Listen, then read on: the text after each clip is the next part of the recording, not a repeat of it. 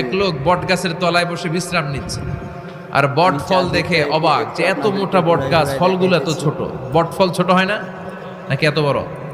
আর পাশে ছিল কুমড়া গাছ, লাউ গাছ। আল্লাহরে গালে দিতেছে, আল্লাহর কি রুচি! দীর্ঘ 1.5 মাস চিকন চিকন কুমড়া গাছ, চিকন চিকন লাউ গাছ, এত বড় ফল, আর ইয়া মোটা বট গাছ, এতটুকু ফল। আল্লাহরে গালি দিতে দিতে ঘুমায় গেছে। আল্লাহরে গালি মারতে মারতে কখন যে ঘুমায় গেছে নিজেও জানেন। হঠাৎ একটা বট ফল পড়ছে একেবারে নাকে, লাফ দিয়ে উঠেছে। উঠে দেখে নাক দিয়ে রক্ত বেরোচ্ছে, ব্লিডিং। নাকের রক্ত মুছে আর পড়তে আরম্ভ করছে আলহামদুলিল্লাহ। কি পড়ে? মনে মনে কয়, আল্লাহরে কেন গালি দিলাম? ওই কুমড়া যদি এইখানে হইতো, ওই লাউ যদি এইটার উপরে হতো, কুমড়া যদি একটা নাকের উপরে পড়তো, আমি নিজেই কুমড়া হইয়া যাইতাম। ঠিক কি না? সুবহানাল্লাহ পড়েন। মা খালাকতা হাদা বাতিলা। এমনি আল্লাহ কিছু বানায়